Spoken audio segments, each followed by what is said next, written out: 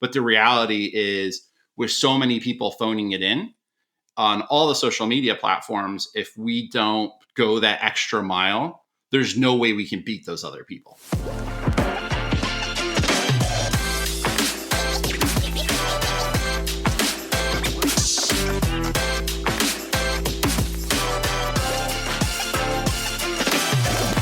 Hey guys, welcome back to the First Hustle Then Brunch podcast. I'm your host Jazzy, and today we're back with another value-packed episode. I feel like no one really knows about this. Like, this is the best kept secret of the internet right now. It's a tool called Flipboard that we're going to be talking about, and this tool has helped today's guest, Michael Dinich, get over 1 million page views every single month to his blog and online business. So this is just like an insane way that you can grow. A lot of people don't know about it. They're not utilizing it. If they are using it, they're not using it correctly in order to get the amazing amount of traffic that he's been able to get. So you are going to learn so much with this episode. So let me tell you a little bit more about Michael. Michael Dinich is a personal finance expert, podcast host, YouTuber, and journalist. He founded Wealth of Geeks, a rapidly growing personal finance and pop culture website. I had a really good time talking to Michael about all things blogging, digital marketing, different platforms, and all of that. But one of the big takeaways that I learned from him was to go where no one else will and start utilizing platforms that people aren't using to drive traffic to my online business. And I think that's huge because, again, we're told all the time that you need to be on Instagram, you need to be on TikTok, you need to be even on YouTube. And there are other platforms out here that maybe you haven't even discovered. I would guess that like 99% of people that are listening to this episode right now have never heard of Flipboard, because I had never heard of it. And a lot of the bloggers that are in like the blogging group that we're in together had never heard of it either. And so this is just such a golden opportunity for you to take advantage of. So yeah, let's just go ahead and get into it, because this episode, like I said, is jam-packed as always. I definitely think this is an episode that you'll probably want to go back and listen to again, because there's just so many good nuggets throughout this. So let's go ahead and dive in. Hey, Michael, welcome to the podcast. Oh, thank you. Thanks for having me. Yeah, I'm excited to learn more from you. I actually attended a couple of your training sessions on Flipboard over the past month or so, and I've been playing around with it. So yeah, I've learned a lot, and I'm excited to share this with the rest of my audience. Oh, awesome. I'm glad to be here and glad to share about Flipboard. Yeah. So do you want to start by telling everyone a little bit about your journey as a blogger and entrepreneur, and then how you came to establish Wealth of Geeks? Sure. In a previous lifetime, I was a financial advisor, and a company had approached me about my business and approached me about launching a blog to help promote my practice. And I had no idea what a blog was. And I was like, what's a blog? And they're like, don't worry about it. You don't have to do anything. Just pay us. And we're going to publish these articles like online, and people will find you and they'll, hire you for financial planning. Yeah. And I was like, okay, that sounds good. And so I hired them, and they wrote a couple articles, and they sent them to me to review. And, I just didn't agree with what they were writing. I didn't really like it. So I was like, and I didn't think they were that great of articles, to be honest with you. Not that I'm a journalist or anything. Right. Yeah. So I was like, if this is what blogging is, I think I could do this. I could write not good articles online, and then I don't have to pay anybody for it. So I fired them, and I wrote my first blog article, and, I published it, and I was so proud of myself because I labored over it for like a month, not knowing what I was doing, and nobody showed up. And so I was like, maybe I should figure out like what a blog is. So like I literally went to Barnes and Nobles, and I was like, do you have any books on blogging? And they're like, yeah. It's so funny that you went and got a book on blogging. Yeah, I know, right? I didn't even know to Google like blogging. I actually like went to Barnes and Nobles and bought like Blogging for Dummies, and I read it, and I was like, yeah, I mean, well, I really don't know much more than I started after this book, sadly. But, it just led me down that path. And then I started, learning about blogging, and then I stumbled into a blogging mastermind group.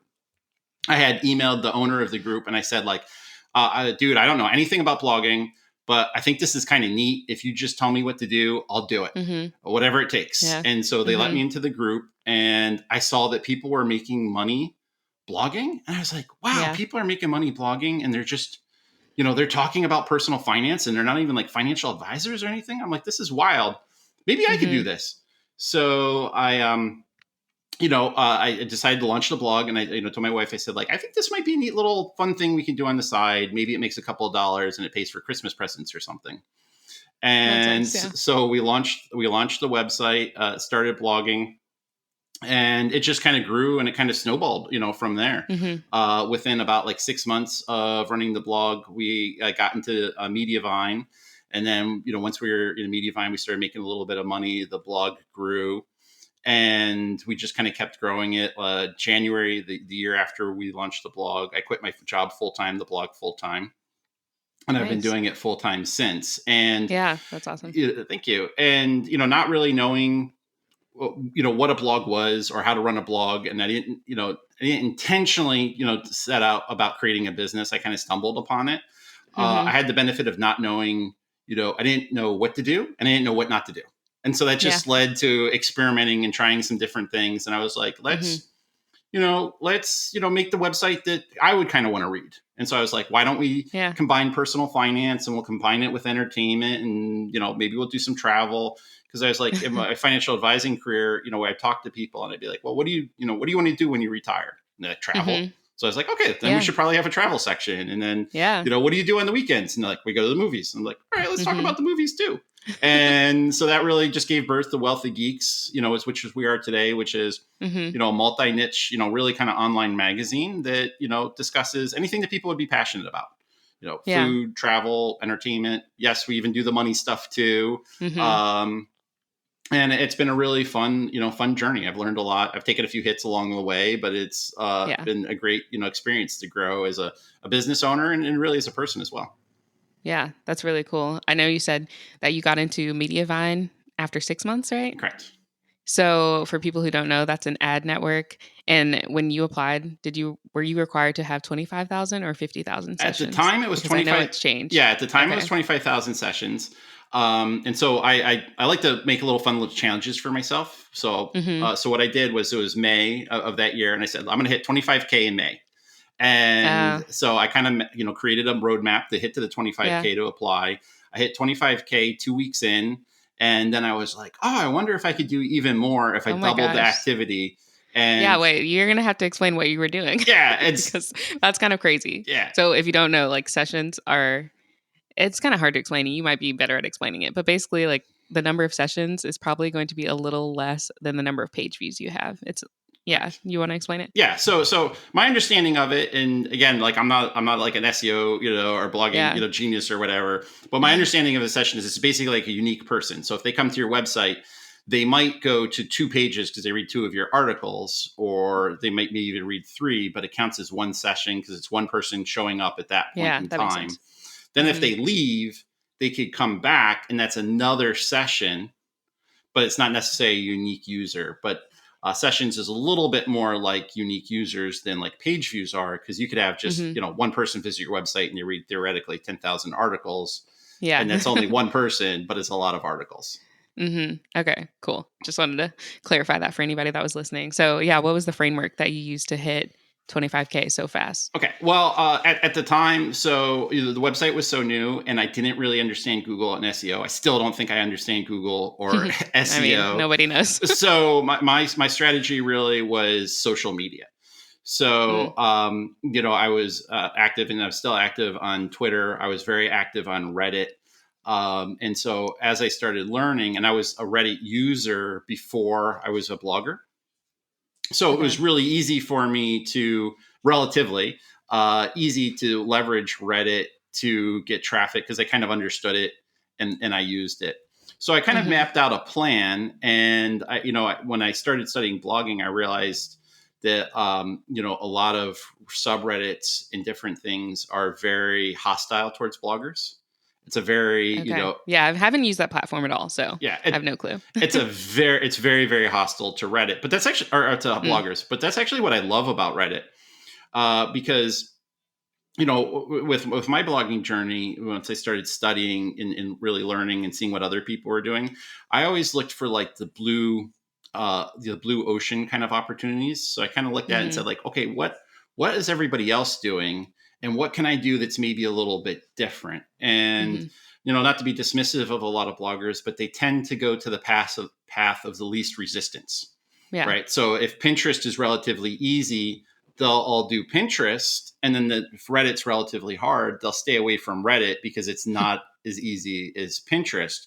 And my Hmm. thought process was, even though Pinterest might be easier than Reddit, I don't want to have to fight 10 billion bloggers on Pinterest Right. for table Yeah. scraps. I would actually rather go to Reddit that's a little harder because that kind of the difficulty of it creates that kind of moat around it. Once you kind of Hmm. learn it, you start becoming, successful at it and everything. A lot of people aren't going to start kind of chasing you. And so that was my Yeah. blue ocean, kind of opportunity on Reddit. And, Hmm. it was a blessing in disguise, I think, because Reddit is so hostile towards bloggers. It really trained me to become more editorial and more publisher like with my content and less bloggy.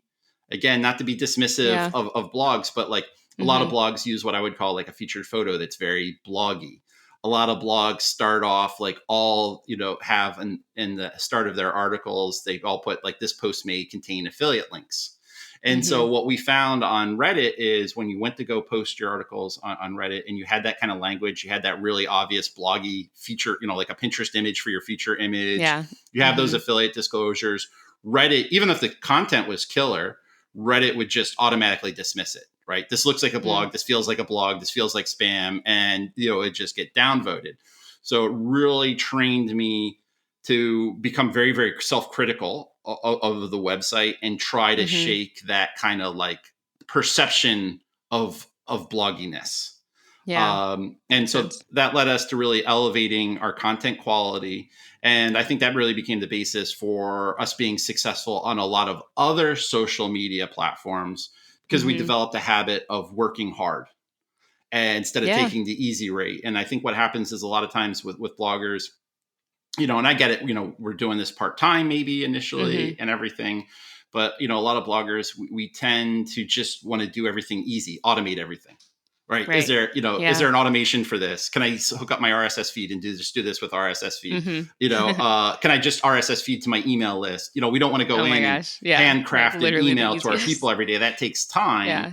We don't want to go in and handcraft a tweet every day because, that takes a lot of time and effort. Same thing with, Hmm. with Facebook. But the reality is with so many people phoning it in on all the social media platforms, if we don't go that extra mile, there's no way we can beat those other people. Yeah. I love that you said that. And it's funny because on this podcast specifically, I've interviewed probably like over 40 entrepreneurs and bloggers, and I don't think a single person has mentioned using Twitter. Definitely not Reddit.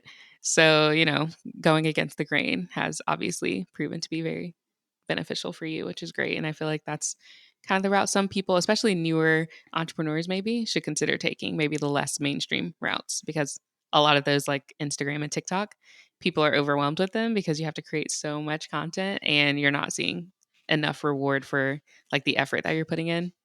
So I like that you mentioned that. Absolutely, and then the other thing too is like if it's too easy, people, once you start achieving a little bit of success, people come after you, right? Mm. And so if it's too easy, then it's easy, it's easy to gain market share, but it's easy to get bumped Yeah. off. Where if you go something Hmm. that's a little harder, then the other people aren't going to do that. So I always challenge myself to get into that mindset, building the business, like what can I do that other people won't do? And Yeah. so like when we're doing like help a reporter out, like I always look for those Hmm. opportunities. Like if it's the day before a major vacation day. So let's say July 4th is in the middle of the week. I'm going to do all my Oh, Haro, you're, I'm going to do all my Haro yeah. responses on July 3rd and July 5th. Why? Because I know Yeah. most bloggers are going to go on vacation. They're going to take some That's time smart. off. And that's when I'm going to most likely going to get my responses, Yeah. kind of taken. Hmm. I'll check a lot of times different, journalists, groups on the weekend and on Saturday. We would all like to have, the weekends off, Right. but I know Yeah. that's when everyone's taking off. And that's an opportunity that I can connect with a Hmm. journalist and get quoted, in an article or respond to some of that stuff. Yeah. Yeah. That's a really good tip too.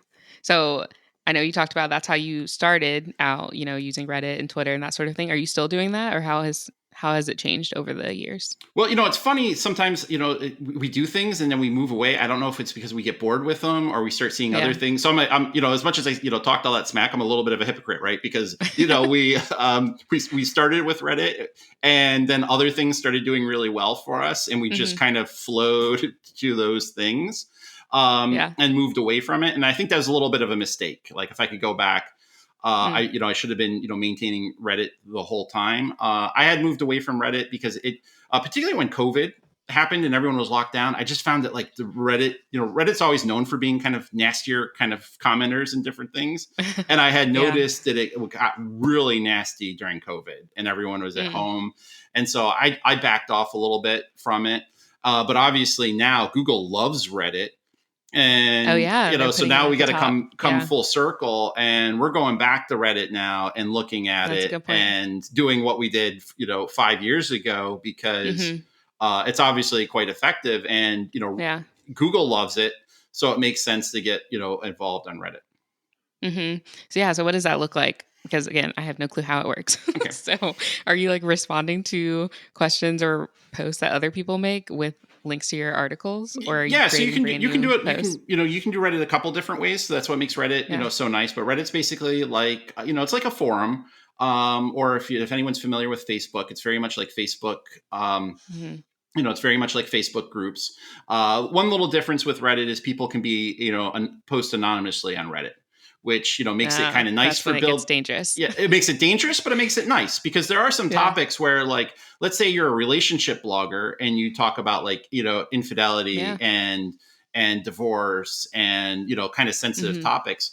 If you want to make a Facebook community for those, people have to kind of like join those publicly, and they might not want to admit Right. that. A doctor might not want to join a Facebook group That's about true. how to get out of debt because they don't want to admit Hmm. that they're in debt. Somebody Yeah. doesn't want to admit that maybe their spouse is cheating on them or something. So Reddit Hmm. is a place where people can go be a little more anonymous. So that's kind of nice for building a community where maybe the information's a little sensitive and people don't want to get outed. But Yeah. then by the same token, because of that anonymity, people can be quite nasty on Yeah. Reddit, and you Hmm. have to have really thick skin to be involved, on Reddit and really, Right. active. But one way the simplest way, and I think to do Reddit, is actually to create your own community. So you can create a Okay. subreddit, in your niche. So let's say you're, a parenting blogger, you can create a subreddit all about parenting. Hmm. Now there are a lot of parenting subreddits already. Hmm. Those subreddits, they may be, pro blogger, they might be hostile to bloggers. The nice thing is if you make the community, you're the moderator, you set the rules, and you can kind of run it the way you like, and you can invite people Okay. to kind of join it. Yeah. Join that subreddit and you can promote it. And the other thing is you can team up, let's say you're friends with 5 other, parenting bloggers in kind of a similar Hmm. niche. Like maybe your niche is parenting, but it's even more niche than that. It's all about, parenting vegan children, right? Hmm. I don't know if there's a subreddit for that right now. There might be. There's a lot. There's just about anything you can think of. But if there wasn't, Right. and you knew a bunch of other vegan, parenting bloggers, you could all go in Hmm. together, create that subreddit, and then invite, your communities to join that, ask questions, interact with them. Don't just post your own content. Post, memes and questions and polls and thought Okay. provoking pieces as well. But Hmm. there's going to be plenty of opportunities to promote your own articles as well. Someone might say, well, what's a good meal plan for, raising vegan kids? And you can go, well, it just so happens I have an article on this. Yeah. And Okay. That makes you can sense. post an article. Yeah. The other thing is you can join other subreddits and become engaged with those as well. But what you want to do Hmm. is you want to follow a pattern of, you want to be a Reddit user first and a blogger second, not a blogger with a Reddit account. So Mm. join, subreddits that are related to your niche. And first things first, just start being helpful. Just get known Okay. as being the person that's helpful. Hmm. Not the person that dares to promote their own thing. You might spend months Yeah. even bef- before you post anything of your own, and just start being helpful, answer questions, ask questions, participate in the Hmm. discussions and everything, and get a lay for the land. Find, learn the culture, learn the etiquette. Reddit users have their own kind of little language. They have their own, their own vocabulary that they use, and Okay. learn all of that first and become a student of it. And Mm-hmm. then you'll know when it's time to start, sharing your content, because Yeah. because if you're monitoring it, you'll know people that jumped the gun and shared something inappropriately and got their heads bit off, and then you'll know, oh, okay, good thing I didn't do that. Yeah. Now I So know you'll learn. better, and now I'm going to do this. And a lot Right. of subreddits, are hostile towards bloggers, but some are not, and they might actually Mm-hmm. have days where you can post your own content. They might have like a Wednesday Oh, share okay. thread, or Yeah. a Saturday post, what you're working on day, or self promotion Mm-hmm. Sunday, or whatever. And so just become an engaged user, figure out those things, and promote your content where it's appropriate, Okay. and the traffic will follow. But it's really about building relationships and building community. And I would Mm-hmm. argue that same thing though happens on all social media platforms. Yeah. Maybe not so much on Pinterest, but like definitely like Facebook.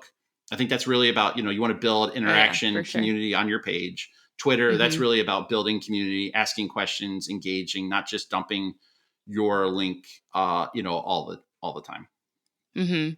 Yeah. And are you using Instagram and TikTok, for example, like those No, platforms? that's something that's like something that I need to utilize more. Sadly, Mm-hmm. I struggle with video. I'm not super confident being on video, and I Yeah. haven't really figured out a strategy, necessarily for that, Mm-hmm. because we are multi niche, and so yeah, I just haven't figured out the right path for us on TikTok and how to do it. I have some cool Yeah. ideas that I want to do, more with Mm-hmm. TikTok, and over the next couple of months, we're hopefully gonna, launch, more on those Right. platforms, but it's something that I haven't done yet.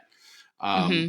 Yeah. Well, I have a lot of people in my audience that are hesitant to get on Instagram and TikTok and film reels. And I think for a similar reason, they don't want to be on video, they don't want to show up. And it's kind of a lot of work to create that content.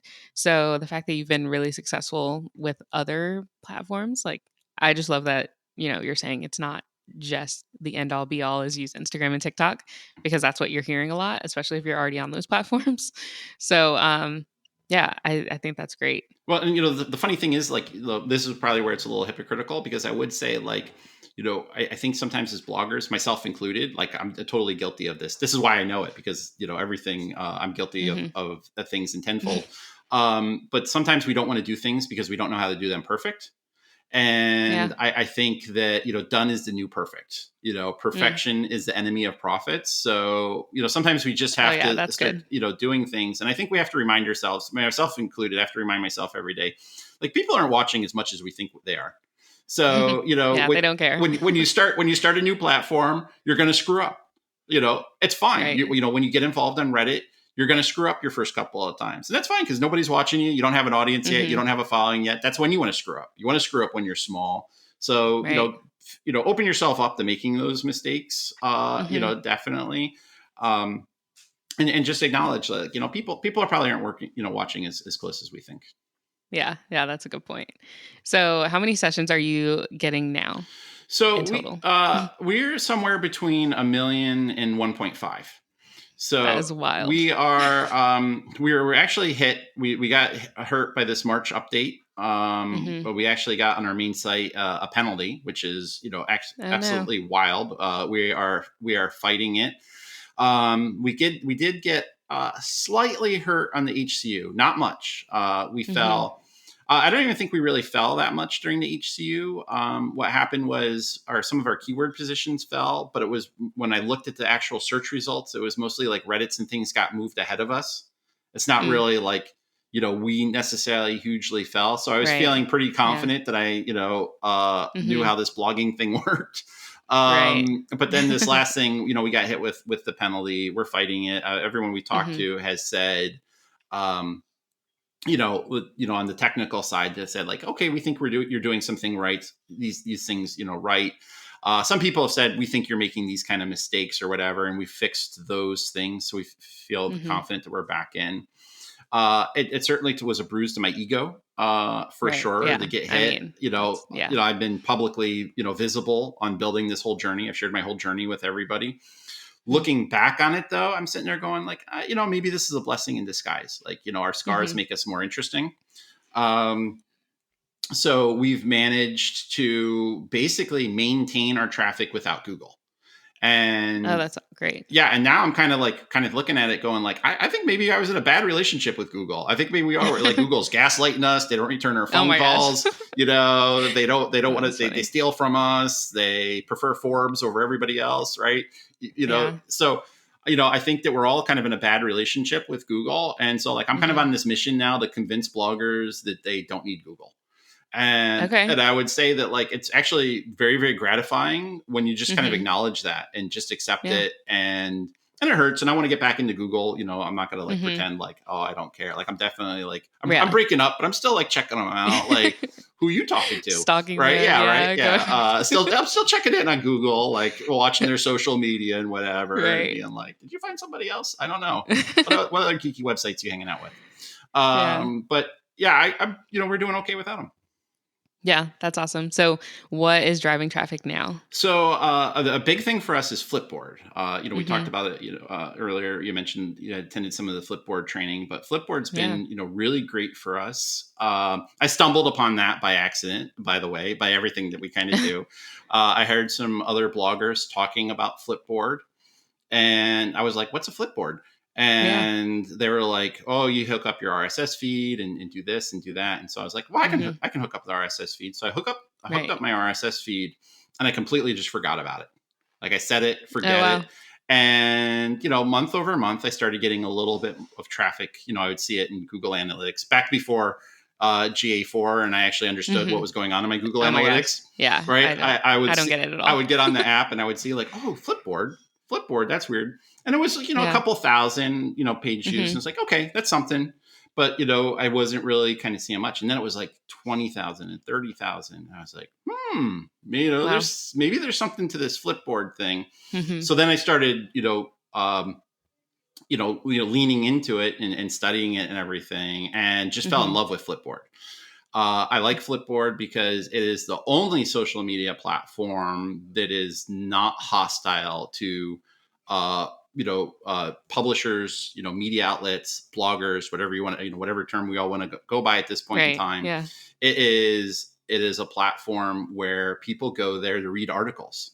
You can also Hmm. post videos and you can post, Oh, I didn't know images and that. stuff, but Yeah. it's Makes really sense. a platform for people to discover cool articles. Hmm. And so that's obviously where we want to be. Like if you compare that to like Twitter, yes, people will go on Twitter to maybe discover new content, to read articles, but that's not really why they go on Right. Twitter. Not the purpose. They go Hmm. there to complain about politics or whatever. On Facebook, people go on Facebook to stalk their exes and see images of their grandkids, and maybe the read articles as well, but that's Yeah. not really why people are going there. They're not Hmm. interested necessarily. Oh, I want to go find something Right. cool to read today. I'm going to go on Facebook. Yeah. Flipboard, however, is people go there to find and bookmark articles and share articles, Hmm. more or Yeah. less. So it's smaller than those other social media networks, but it's more purpose driven towards discovering and sharing articles, which makes it Yeah. a very, very powerful source. Yeah. It's no small slouch. I think I saw an article in 2022 that 145 million users. So, Oh wow. that's Okay. plenty So of wait. people to drive, Yeah. plenty of traffic to, Hmm. plenty of bloggers. So even though it's a fraction of the size of some of those other places, it's For definitely sure. a viable traffic source. Yeah. Are there some niches that you think work better on Flipboard than others? I've talked to a lot of people about a Flipboard over the last couple of Hmm. weeks, and everyone always worries about like, will my niche do Hmm. well Yeah. on Flipboard? And I really haven't seen a niche that can't do well. But it might just need to change their content strategy slightly Mm. to do better. So if you have a very, very, very niched down website, like your website is just about crocheting items for sweet 16 parties, okay, Yeah. that's pretty niche down. And like Right. I don't know if people go there every single day to find inspiration for gifts they Hmm. can crochet for their sweet 16 party. But crocheting, on the other hand, is has plenty of people interested in that. And Right. crocheting is a subset of DIY and Hmm. and crafting, right? And Yeah. there's millions of people that are interested in crafting on Flipboard. Hmm. Yeah. So what you might need to do if you're very, very niche down like that is look at you know, what niche your niche is a subset of, and just go a little bit Mm-hmm. higher up. So, if Okay. I was, very niche down like that, I might curate and DIY crafting, kind of content, and Mm-hmm. build up a following on Flipboard of users interested in crafting. And then when I did have something to share about, new ideas for, your July 4th, crochet Right. party, then, the people would be there to read that article and it could be Mm-hmm. successful. Yeah. So Okay. just about everything, kind of does well. But Mm-hmm. you just might need to go a little higher up, kind of the funnel. So like I wouldn't make Yeah. if I was a That makes food sense. blogger, I wouldn't make a magazine or I wouldn't make a Flipboard profile that was all about like salad dressing. I would make it, Yeah. cool salad ideas. Branch out a little Right. bit. Or I'd maybe Yeah. even make it, healthy food ideas. Right. Or Mm-hmm. healthy lunches. And then you could put Yeah. in, salad dressing ideas and then also, Mm-hmm. articles about cool salads to make Yeah, for and, sure. just go a little higher, higher up on the kind of the funnel. Hmm. Yeah, I think something else that is similar to that of just like being more broad is you're not just posting your own content on Flipboard, you're also sharing other people's content, which I thought was interesting. Can you talk a little bit more about that and why you would recommend doing that? Yeah, so on Flipboard, you really want to become kind of known as a curator of amazing content and build up a following of, curating amazing content. And then that way, when you share your own content, you have kind of an audience that's there. So this is Hmm. probably a little bit different than like people's Pinterest strategies Yeah. where people tend to go very niche down on Pinterest. If they're, let's just say they're a wedding, um, they're a wedding blogger or whatever, and so they all their boards and all their magazines are just about weddings, right? Hmm. On Flipboard, if I was into weddings, I would maybe make a magazine that's about wedding ideas, but I would also maybe make a magazine that's just about travel, right? Because honeymoons are a subset Hmm. of travel. So if Sure. people are Yeah. following your travel magazine, then they may, eventually they might want to go on a honeymoon or know someone that goes on a honeymoon. When you produce Hmm. a honeymoon article, they're going to kind of see that. Um, Right. you might put in, relationship advice. That's maybe a little bit different than, weddings, but Hmm. obviously if people are getting married, they have a relationships, right? Right. Yeah. So, they might be interested in that. People that are in relationships might eventually get married, right? Hmm. Yeah. So, if you have a relationship, a dating magazine or something, people are following your dating magazine, and then when you have something to share related to getting married, they're going to see that and follow along with it. So on Hmm. Flipboard, it's really about like keeping an open mind. uh, you know don't keep your mind so open that your brain falls out, but definitely keep it open and go a little bigger with your profile than you think you would. So Hmm. just think about like Yeah. all the things that your audience is like tangentially interested in, and Hmm. try to curate all of those things. And so Okay. that's where I think it's really valuable on Flipboard to be successful is kind of build in your mind a kind of avatar of your perfect reader, right? Hmm. Like if you saw your perfect reader in public, where would you see them? What would they be, interested in? And we Hmm. do this all the time without really thinking about it. Like if you ever Yeah. gone to like a party or something, you get drug along to a party and, like you meet somebody and you can start talking to them and they're like, hey, you have a Jeep? And they're like, yeah, I have a Jeep Wrangler. And it's like, oh, I have a Jeep too. And then you start talking about a Jeep and the next thing you're like, oh, you like camping? And it's like, oh yeah, I like camping too. And then you just start realizing that Right. you have all these things in common that you figured it out Yeah. because you both have a Jeep. Hmm. Like, not the stereotype, but we can kind of, when people are into certain things, they tend to be into those other things. Like, Yeah. this is a bit of a joke, but I'm willing to bet if you own a Subaru, you probably have a dog or a cat, right? Like that checks out to me, Right. right? I don't know if that's actually Yeah. true. That's probably like not true at I'll all. have But to do if some research now. it feels right, I don't know, right? I mean, based on all the Subaru commercials I've seen, I I'm mean, yeah, I'm I pretty sure agree. you have to have a dog or cat to buy a Subaru. So if I was Subaru and I was trying to make a Flipboard profile, I would probably make a Hmm. magazine about pets, right? Oh, Because the okay. interest, Yeah. the people are kind of interesting in it. Like Hmm. Lowe's sponsors a NASCAR, right? Like Hmm. why does Lowe's spend a bunch of money to sponsor a NASCAR? They must have figured out at some point in time that's beneficial to them from a marketing point of view. Like they Yeah. must have realized their people have an interest in NASCAR because Hmm. they don't sponsor a polo team, right? Like they, Yeah. so they must have figured out that, hey, our people like NASCAR. So if I was Mm-hmm. Lowe's, I would make a NASCAR, kind of magazine. Right. Yeah. Versace, on the other hand, doesn't, as far as I know, sponsor a NASCAR team. So, Mm-hmm. that's probably not beneficial to them. But Not their Versace audience. might Yeah. do, it's fashion. So what would go with fashion? Mm-hmm. Luxury travel, right? Right. I Okay. people that are into fashion are probably into luxury, travel, and so they would add those Mm-hmm. kind of magazines. So just kind of Yeah. think about those opportunities. Like, okay, if if you're in a niche, what pairs well with that niche? If you're a food blogger, you're probably not going to add, and curate a bunch of recipe or political content, Mm-hmm. right? But Yeah. travel pairs well with food. Home ideas, Mm-hmm. decor ideas, all those things, tend to pair well with food, I would think. And so you might Yeah. expand to those things, and you really want to, don't go crazy with it, but make a profile that curates all the things that your audience would be kind of interested in. So Mm-hmm. that way, when you have something of your own to share, they're there to see it. Yeah. Yeah. So I guess when you do have something of your own to share, what is the best strategy that you've seen that's currently working, I guess, as far as utilizing Flipboard to get traffic to your website? Okay. So what we do is we make a couple magazines for Flipboard. So Flipboard's all based off of magazines. So if you're familiar with, Pinterest, Flipboard's going to be kind of similar to the Pinterest, but it uses magazines instead of boards. So you Mm-hmm. make these magazines, and what we do is we make a magazine for pretty much every category on our website.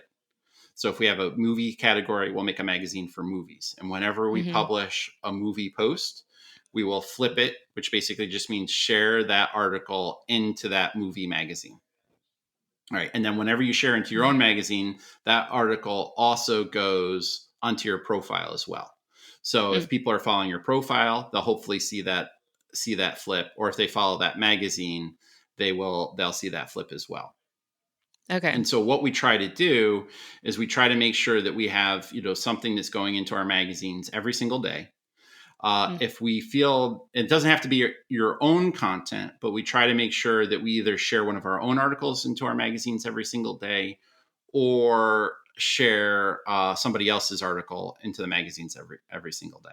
With the Mm-hmm. exception of being, I do keep one magazine on all our profiles. I keep one magazine that's solely ours. So if people just want to see our own content and we're up to, they can Mm-hmm. follow that magazine and see Yeah. those articles. But then everything else will curate our own content and other people's content isn't as well. If Mm-hmm. you can't publish, one article of your own or somebody else's into that magazine every single day, more for the most part, then it probably means it's too niche down of a magazine, right? Yeah. So That's a good if point. if it's just like Christmas ideas, Mm-hmm. right, or Christmas dinner ideas, like the problem with that magazine is, people are probably only going to be interested in that in Christmas time. So if you post an Right. article, into that magazine during Christmas and they loved it and they follow that magazine, you're not Mm-hmm. going to post anything to it again until a year later. So that follower Yeah. is never going to see really any more content of yours. And Right. who knows, they might even Mm-hmm. stop being Flipboard followers in Yeah. a year. Right. Mm-hmm. So what you might do instead is, make a magazine and you call it, celebrations or family gatherings. Yeah. And then, you share Christmas dinner ideas during Christmas time. Mm-hmm. But then, when we're heading into the July 4th, you can share ideas for your July 4th celebrations or Yeah. family gatherings or graduation Mm-hmm. day gatherings or whatever. So you try to create kind Mm-hmm. of like the highest level, kind of magazine, because you want to control where those followers go, because you want them to be around to see, your stuff Mm-hmm. when you can kind of, publish it. So Yeah. every time we publish something, we just put it into the appropriate magazines. Okay. Yeah. And I thought it was interesting that people can follow the magazine specifically, like an individual magazine, or they can follow your profile and see like everything, I guess, in their feed. Absolutely. And Yeah. so Which is ideally, different. it's better to get them to follow your profile, but that can Mm-hmm. always be done. So that's why we've talked to a lot of people about Flipboard, and we find that they just go ham with creating magazines. And we'll talk to them, and they Oh, have like yeah. 150 magazines, and it's like, Oh, my how gosh. can Yeah. you supervise that many magazines? Mm-hmm. And you're just creating you're creating chaos, because people could end up following a magazine that you don't like.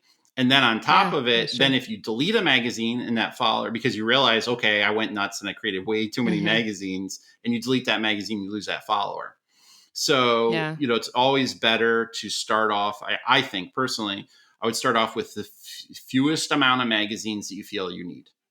Right. Okay. And then Yeah, if you that's a good tip. find the need arise more, then you create Mm-hmm. another one. So if I see like, okay, Star Wars is a subset of like movies and TV, but if I find Mm-hmm. like, oh, my Star Wars content's just blowing up, after a while, people always seem Right. to follow that. Then maybe I might go, okay, maybe I need to consider making a Star Wars magazine.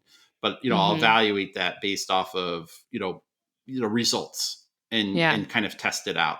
But I Mm-hmm. think you want to keep the magazines on the kind of the lower count kind of size. And then the same thing is you Right. can invite people to your magazine and you can join other people's magazines.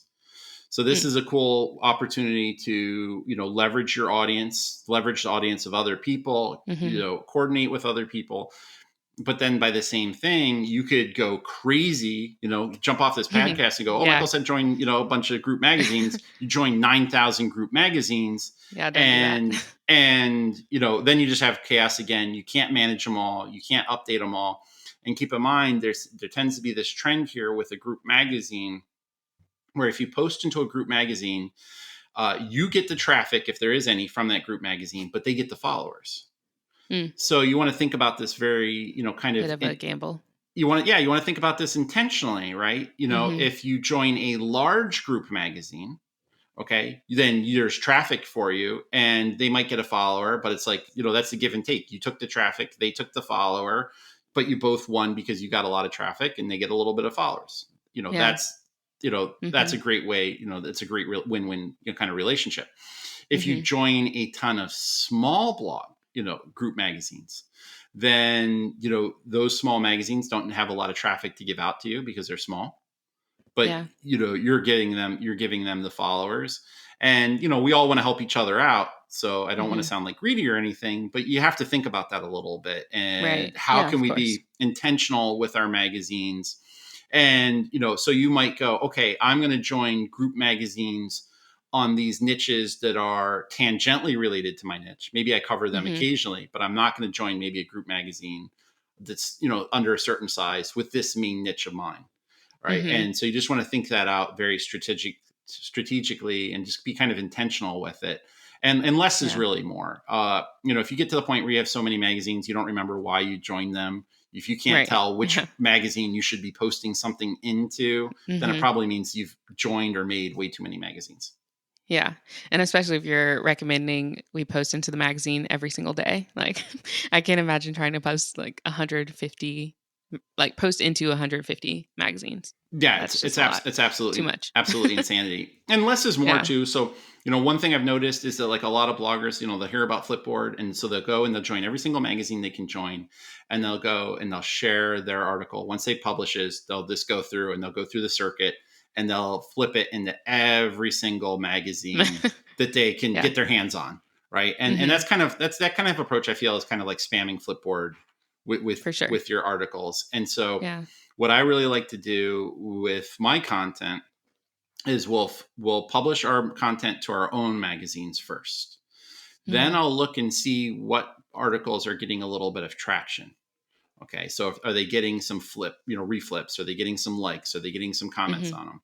Once I see that, once I get kind of confirmation that Flipboard seems to be resonating towards those articles, then I'll go and I'll start flipping them into a couple other magazines. But even then, I'll do Okay. that strategically. I might go and flip it into a couple larger group magazines, see how Mm-hmm. that performs, and then share it into a little more.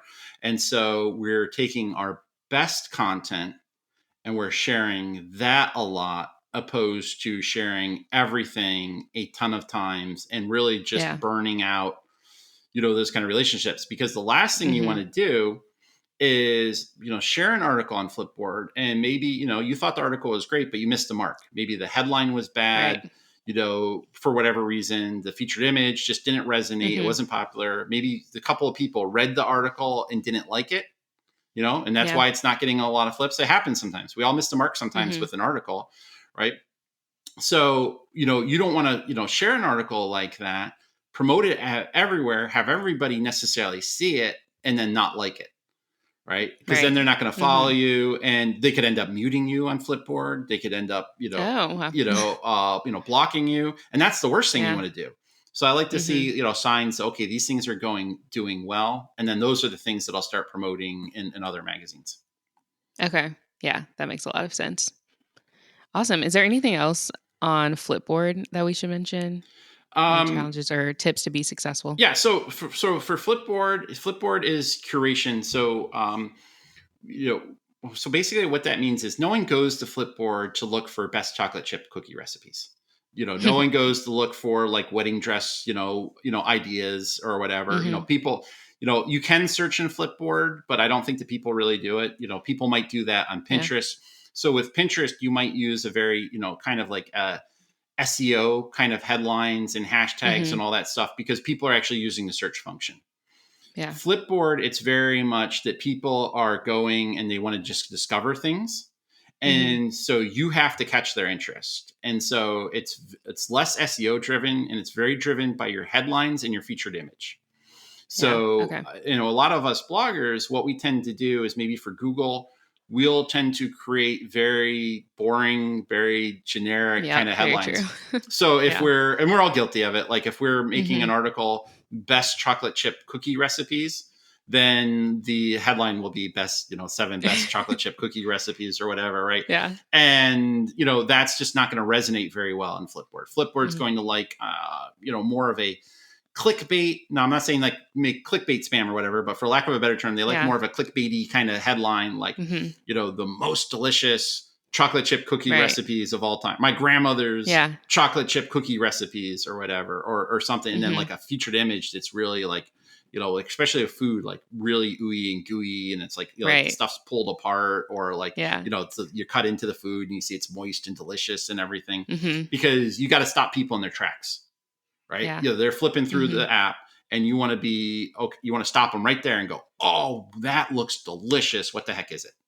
Right. Or what is going on with that? Who did what now? And you see, the headline, and you're like, oh, I got to read this. Like, you're telling me that, Elon Musk is going to fight Mike Tyson. Like, I want, I don't know.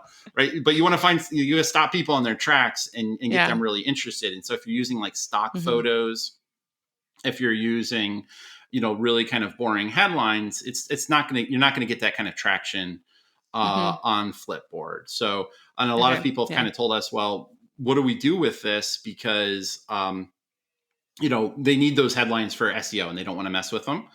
And, they have the featured images maybe for that, or they have the featured images a certain way for Pinterest, but those don't, maybe crop right on interest or Flipboard or whatever. So a couple of things that you can do is you can clone your posts.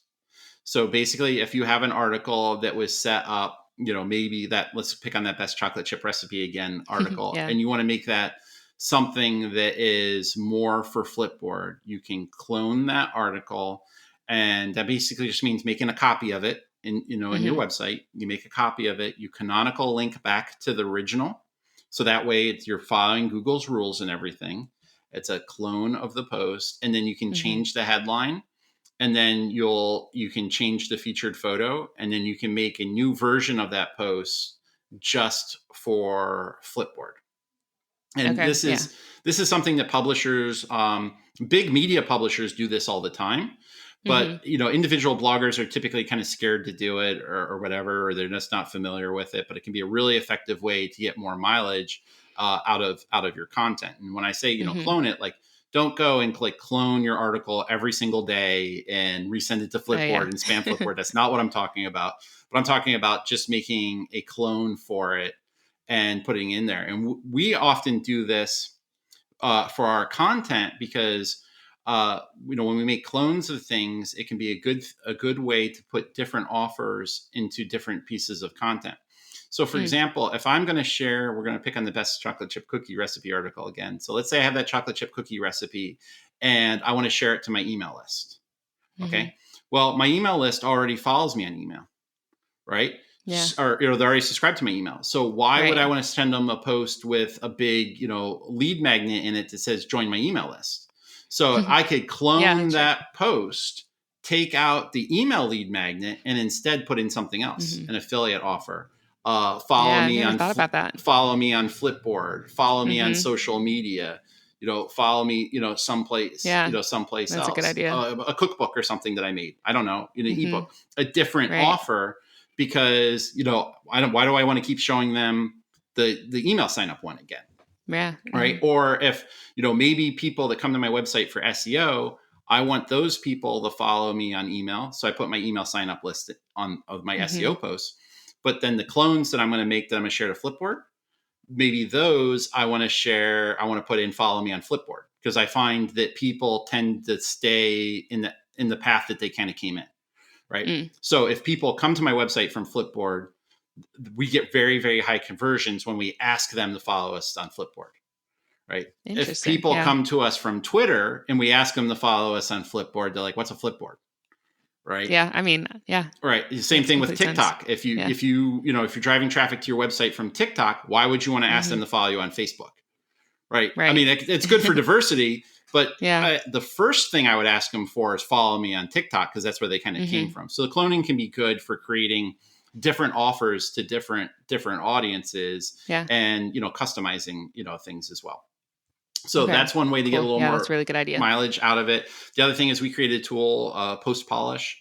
Mm. And what that tool allows people to do is you can put in your post, and then you can put in a new featured photo and a new headline, and then create a new shareable link to Flipboard that has a better headline, better featured Hmm. photo. You can schedule that out, and you don't have to mess with your own site. So if like cloning a Yeah, it makes it post, a lot easier. yeah, if cloning a post just scares you or Yeah. whatever, you can use that tool. And we just created Hmm. that tool literally because I've been doing a lot of talks about Flipboard rate recently, and Yeah. everyone's like, how do we do this thing? Or when I talk Hmm. about post cloning, they're like, oh my goodness, we're not getting into that. It seems like way too Right. technological. Yeah. But I can promise, like, look, if I got into blogging by buying the book Blogging for Dummies, I promise you that you all can do you can all do Flipboard, and you can be successful, and you can clone your posts. If I can Yeah. do it, anybody can do it. Hmm.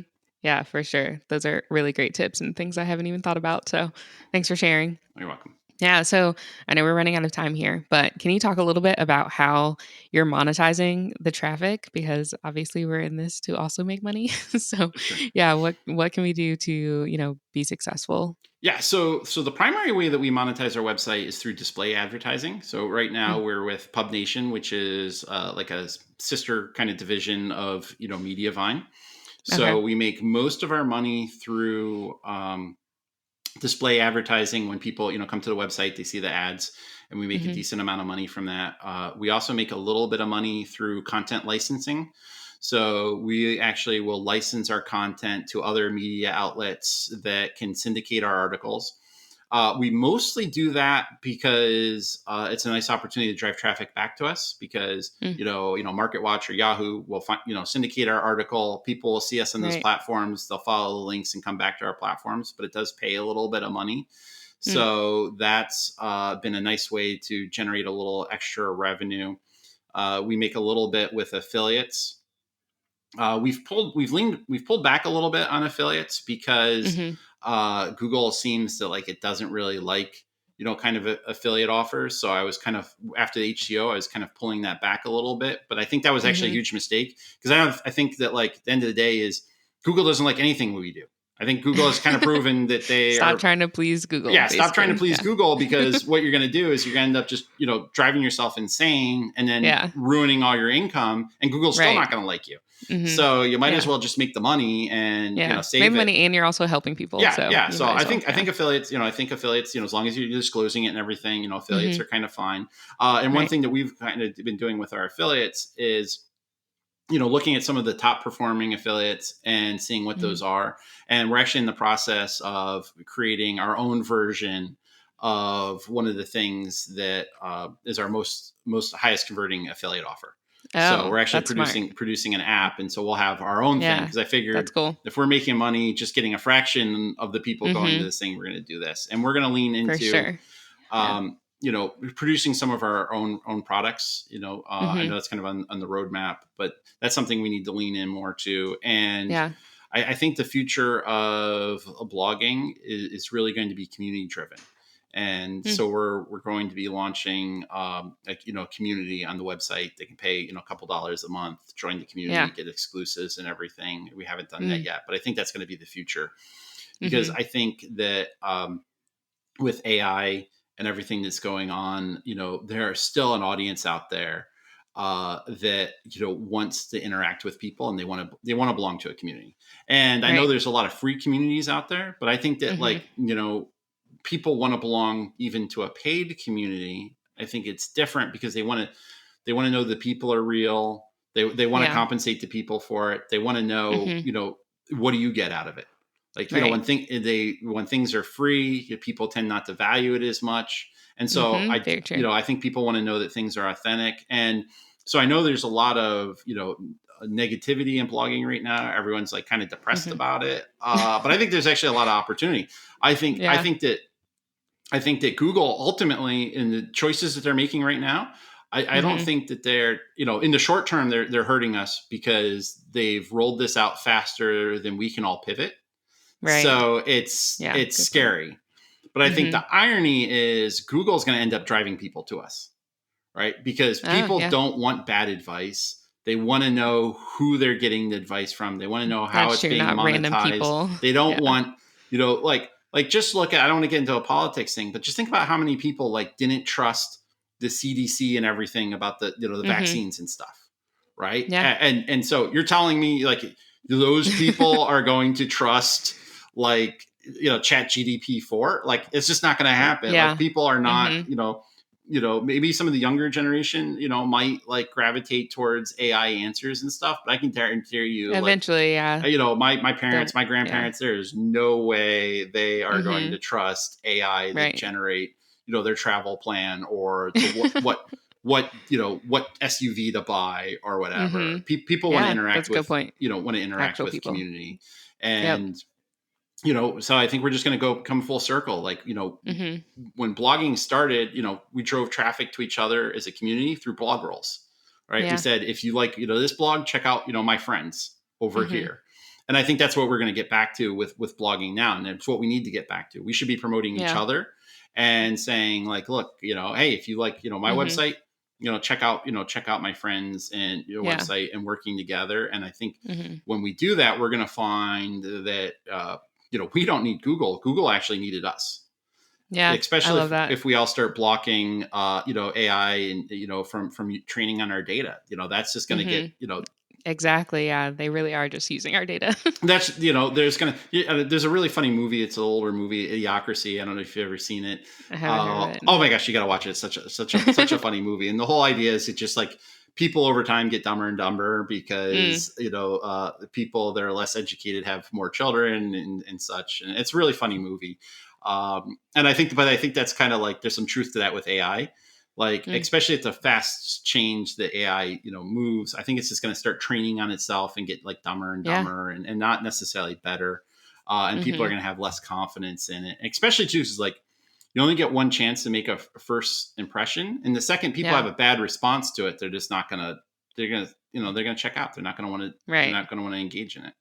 So Mm-hmm. Yeah. That's so true. there'll definitely be a counterculture. AI is Mm-hmm. here to stay. It's not going away, but there will Right. be a counterculture for a period of time where people reject it and Mm-hmm. want authenticity, and that's what we can provide. Yeah. Yeah. There's definitely a way to use it, and we'll see. We'll see what happens. Yeah, it's gonna be interesting. Yeah. So, the last question I always ask my guests is, what is the most important lesson you've learned when it comes to entrepreneurship that you wish you had learned sooner? Ooh, that's a great question, because like I learn lessons like all the time, like all Yeah. day. But I think, really with an entrepreneurship, you have to open yourself up and just embrace failure, Mm. right? Because we Yeah. fail, 100 times a day to get to that one win. And so we've Hmm. really started looking at it like, okay, every time we fail, it's like, well, that didn't work. Okay, so we're just that much closer to the win. I and love that. you have to embrace that. And it can get really hard. Some days are longer, some days, because you might have to fail 200 times to get to that one win, or that one win Yeah. might not happen that day. And it's hard to see the Yeah. light at the end of the tunnel, but you just have to remind yourself that, it's just, each one is one way to get to another. And then tangentially related to this, it's two questions, two answers. I apologize, but I No, just all want to good. say, so like it can be very emotional, like failing all the time, and it can really, get on your psyche. So what I've always tried to do when I do have a bunch of failures and it just feels like things aren't going my way, I will reach out to like one of my biggest fans or biggest supporters or whatever. And I just challenge myself, like, oh, I'm having a bad day. I'm going to email this person that always responds to my emails and asks me questions. I'm going to ask them, how's your day going? Or Yeah. what's going on in your world? Or I'll call up somebody and say, like, a partner, and say, hey, what's going on in your world? Because what I found is, like, when I'm having like that real tough, like losing streak, and I start feeling myself down, when I reach out to somebody that I know kind of like likes what we're doing and is supportive of it, it just picks my mood back up. And then on top of it, it becomes a nice way to force myself to interact with the people that I value the most. And, and just redirect that kind of energy into them. So I would say just, kind of embrace, failure, because you have to go through that to get to those wins. Yeah, those are both really great. And obviously, like, mental health overall is really important. So, yeah, taking some time to reflect and also having someone to go to is a really good idea. Thank you. Awesome. Well, thank you so much. Do you want to go ahead and share a little bit about where everyone can find you? Sure. So everyone can find us on our main website at Wealthy Geeks if you want to check that out, or also follow our Flipboard profile, Of because course, yeah. Google has made it hard to find us right now. So follow our Flipboard profile at Wealthy Geeks. And we also have a blogging mastermind group that we've created with a bunch of other amazing bloggers at joininsiders.com. We offer a trial for 3 months for $1. So if you want to Nice. learn, strategies on how to grow your website and everything, you can follow us there, and, reach out on social media, Reddit. We're around. We think that, blogging is better when we all work together and network. So, you don't have to go at it alone. If you're having a bad day, reach out to me, and we can, BS and talk about, some quick wins and turn things around. Awesome. Well, thank you so much. Oh, Appreciate it. Thank you. Thanks for tuning in to the First Hustle Then Brunch podcast. If you enjoyed this episode or learned something new, I'd love if you subscribed and left us a review. Another way to support the podcast is to take a screenshot of this episode and share it on your Instagram story. Tag me at First Hustle Then Brunch so I can repost it. Thank you so much for supporting the show, and I'll see you in the next episode.